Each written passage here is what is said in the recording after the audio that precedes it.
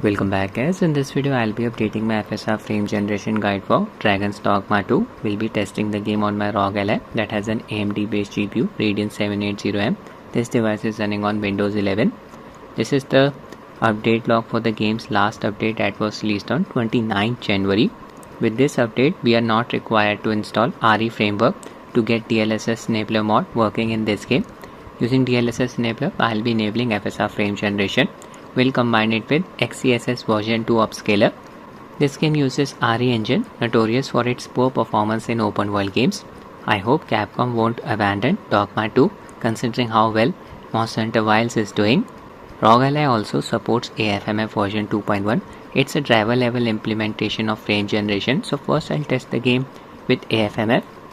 Adrenalin settings for the game: FreeSync on, VSync off, anti-lag setting on, AFMF disable for the time being. I have set the UMA buffer size to 6 GB. My Ally is running on BIOS version 3.4.1. Install AMD's GPU driver Adrenalin edition version 25.3.1.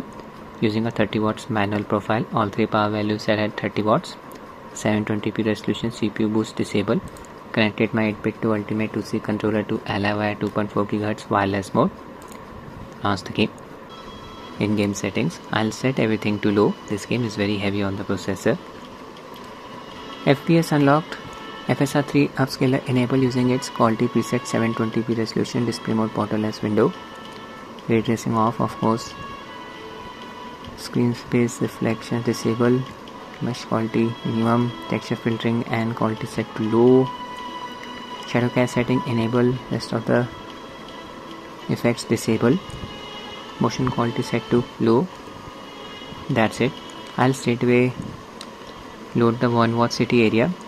It's a very populated area, good for testing the game. We are in DSAUX character and my teammates AI control, 3 of them. This is the game running without any mods. Base game performance, yeah, we are getting close to 33 FPS. Now I'm in the marketplace, lot of non-playable characters around me.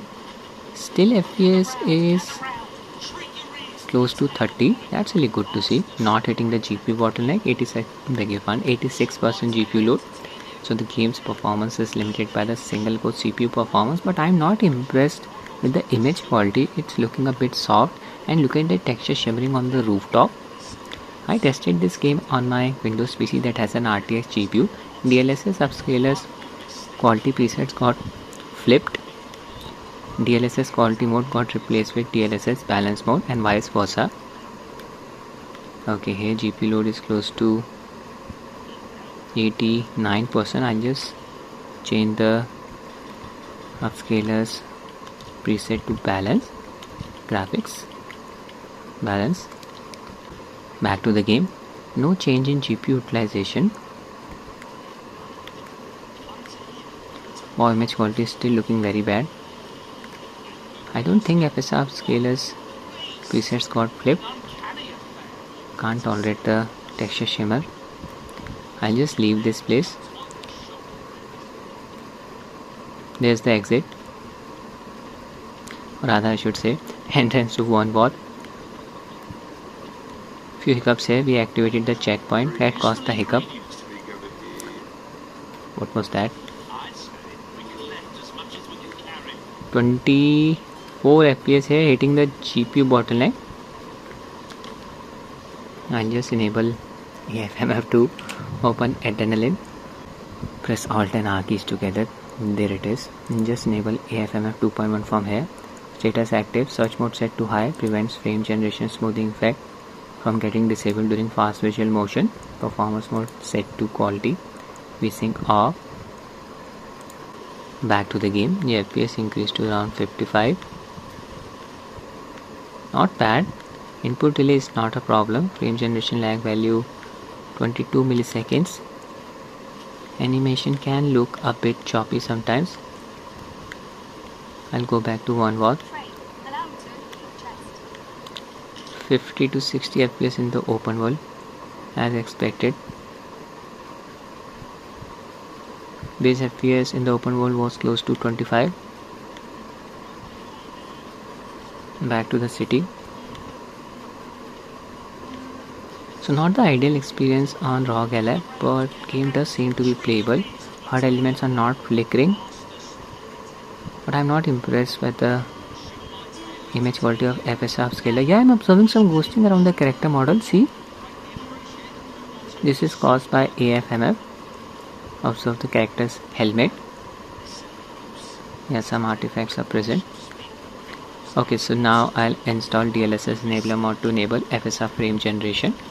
Now this is a very important step. Before installing DLSS enabler mod, you need to disable FSR 3 upscaler setting. Just set it to off. We'll be using the trunk build of DLSS enabler. Version 3.03.000.0 can be downloaded for free from GitHub. I'll give its link in the description. Just expand the asset section and click on the .exe link. Now I'll show you the directory where you need to install DLSS enabler. Select Dragon's Dogma 2 in your Steam library, right click, manage, click on browse local files.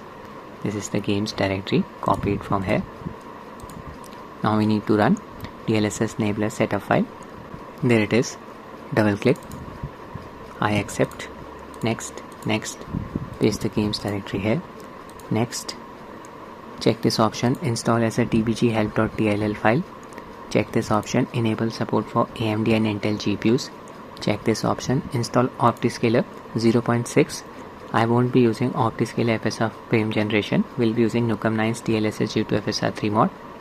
Next, install. Uncheck this option. Click on finish. Open the game's install directory.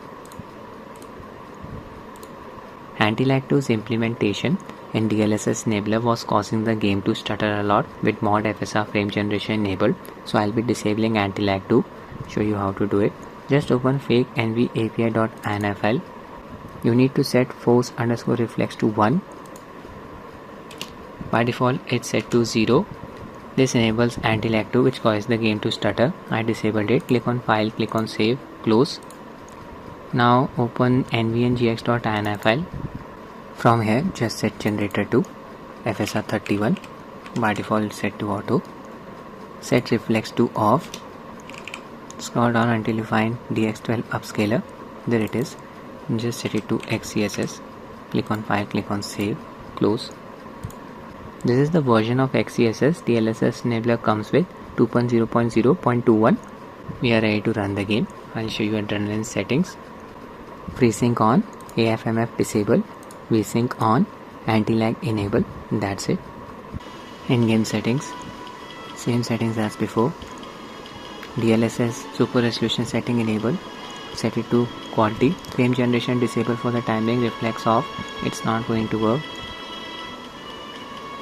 Rest of the settings are left as they are. Everything set to low. Effects disabled. Open Optiscaler menu by pressing the insert keyboard key. There it is. On this drop down bar, make sure XeSS is selected. This is version 2. Here incorrect version is shown. It's not 1.2. Also enable auto explorer setting from here. HDR setting is on. You can see the base resolution 752 by 424 1.7, which corresponds to the balance preset of the upscaler. I told you about the DLSS upscaler's presets getting flipped. We are in. There's a character. Even with the balance preset of XeSS, image quality is looking better than FSR upscaler. 30 FPS. These writings could be of import. A thorough perusal might reveal 83% GPU load. Okay, now I'll enable FSR frame generation. Hopefully it will help in improving the frame pacing. DLSS frame generation on. Back to the game. Yeah, FPS increased to around 60. I can observe the added amount of smoothness, so Nukem 9's mod is working. Input delay is manageable. There is an increase in latency. Nothing significant. 50 to 60 FPS in Vernworth. Observe the rooftop. Texture shimmering issue is gone now. All thanks to XeSS upscaler. So highly recommended to use this mod in this game. It's a shame that Dogma 2 still does not support FSR frame generation. No support for XeSS upscaler as well. 55 FPS, activated at checkpoint that caused the hitch. Now I'll set the upscaler mode to balance, frame generation on, repeat the same sequence. The image quality is looking very clean now. GPU load is close to 90%, FPS is close to 55 in the marketplace. These writings could be of influence. Not observing any texture shading on the rooftops. 50 FPS around the fountain. I leave Vernworth. No significant artifacts around my character model. See my armor.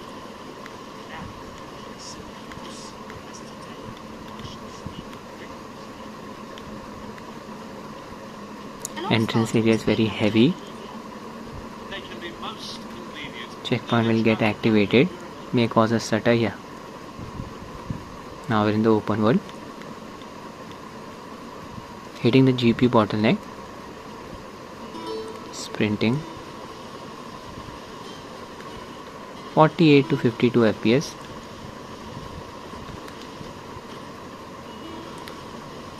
So yeah, not the ideal experience, but game is playable. Highly recommended to use this mod. It will improve the image quality as well by using XeSS version 2.